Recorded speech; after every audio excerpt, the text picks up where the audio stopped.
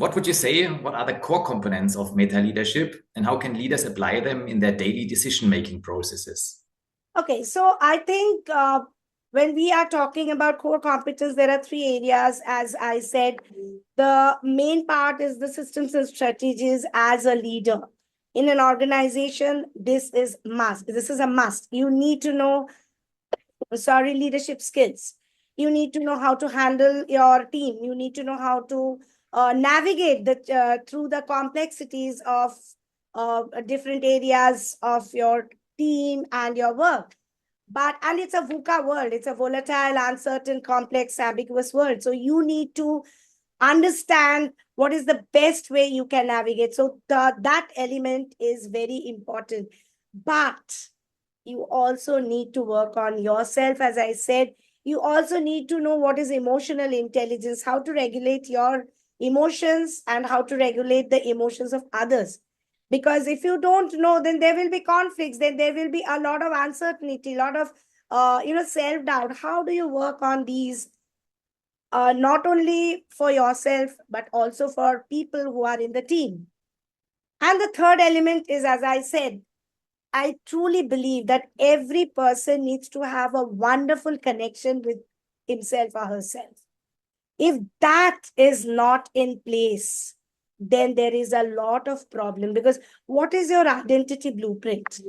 What is the conditioning that has happened? What is the, what is the way you are looking at life? What is the way you are looking at your professional world? How are you looking at yourself is so important.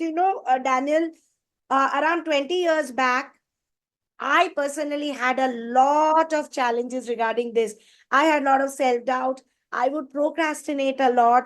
I would always feel that, I don't want to do all these. This is not meant for me. I can't do this.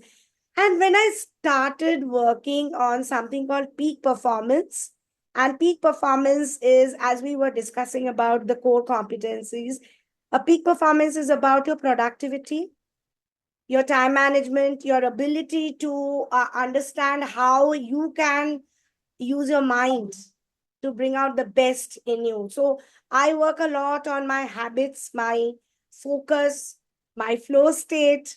And, so when we work on all these areas, that makes you a peak performer. And that helps you to bring out the best in you, forgetting totally about those blockages and obstacles that you have. And I can guarantee you 70% of the leaders, they are doing very well in life, but there is a lot of insecurity, uncertainty, and self doubt in them. So when we work on meta leadership, we work on certain areas, which I said neuro linguistic programming, which is a part of neuro leadership, where we help them to come out of these and start believing what what they need to, and not what they have been conditioned with. So that is how, meta leadership can help them. And also, if we say how it helps, the mind can help them focus much more. The the identity blueprint, if they shift, it can help them in more of resilience, more of flexibility. They are aware of what kind of a person they are, and they can immediately change when they realize that, no, I'm not behaving the way I should. And that brings the team also aligned with his own emotions, and the team also feels happy to work with him. Most of the traditional leaders, they focus too much on that position of theirs. It's not about that. It's more about how you can influence people, how you can lead the show so that people feel that, oh, I need to follow you. So meta leadership actually has these areas. It's a huge subject. It's a huge subject. But I think it is going to help every leader, because the whole world is changing. It's a new age altogether. If the leaders follow these different areas of, as I said, it's a balance of IQ, EQ, SQ, they get a lot of clarity about their decision making. They get a lot of clarity about how they have to work differently in life. And Ranjana, I have two questions to this point because I find it really interesting. So the first one is, what would you say if you have to choose one main gap that the leaders nowadays have and that meta leadership is addressing? Which main gap, as of attribute or behavior, would you choose?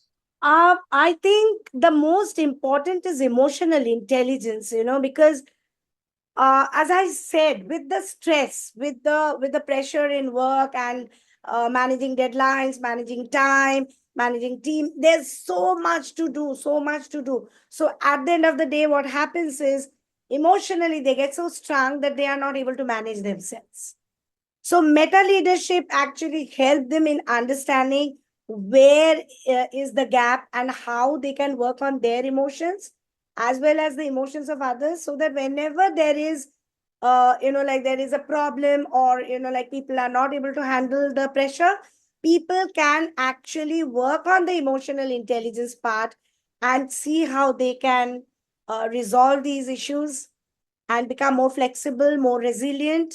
Because at the end of the day, leadership is not easy. It is a big responsibility. So if you are not resilient enough, then it becomes a big problem. Absolutely. No. Yeah, that is a big gap that I see nowadays. Mhm.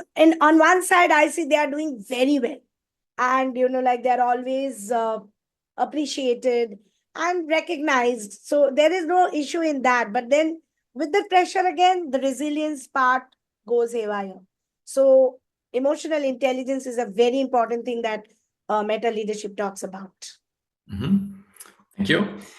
And the second question is, I'm a structured person, so I always like to understand. I understood there are the three core components, but let's say you apply a meta leadership program with me now. Yeah? What would be the steps? What would you do with me? Is it a So general training, or how would you proceed? so first of all, I would actually give you the understanding of what is balanced transformation system. Once I do that, I do something called a CAD system. CAD is first getting the clarity where you want to go. Because see, if you sit in a Uber and the driver is not aware about where you want to go, then how will you run the organization? So you need to know where you want to go first. Second is you need to know where you are. That is the awareness part. So first is the clarity part, where you want to go. Second is the awareness part, where you are. And then the D is the direction. How do you bridge the gap to go towards that goal where you want to go? The clarity. So first we work on balanced transformation system, then we work on the CAT part. And once you get the direction, we create a weekly, monthly, yearly roadmap. And I am a believer of implementation. I am a believer of transformation. I'm not a believer of information, because information is all over the net. But when you know that you have to transform someone, you have to give them, you have to allow them and give them a roadmap which they can implement. So I give them step by step implementation strategies. And in that, the first thing I work on is the mind, how they can stop procrastinating, how they can actually work on their focus, Mhm. how they can get rid of their overthinking and anxiety, because these are obstacles. Once they get rid of the obstacles, then we work on how to get into high productivity. How can they work on time management? How can they work on emotional resilience? How can they work on their communication, better communication? Because it's a very important part. You know a lot of things. Are you able to transfer them to your team? So we work on that also. And next level, we work on total transformation of the leader, where we align the vision of the leader with the team. Because I have seen, Daniel, that most of the time, especially in MSMEs, the team is not aligned with the vision of the CEO. So what happens is it's a firefighting. Every day they know what they have to do, but they do not know what is the ultimate goal, the clarity part. So I love doing these kind of work where I talk to the team, I talk to the leader, and I align the vision of the CEO with the team. And then the team gets to know what is exactly their task. How can they align their vision with the CEO's vision? Right. So that is how step by step we go. And after that, it's a whole model of marketing, sales, and a bit of we in the whole process we do a bit of like healing, because sometimes there are like areas internally which is like troubling them, so we do a lot of emotional release and all in the healing part.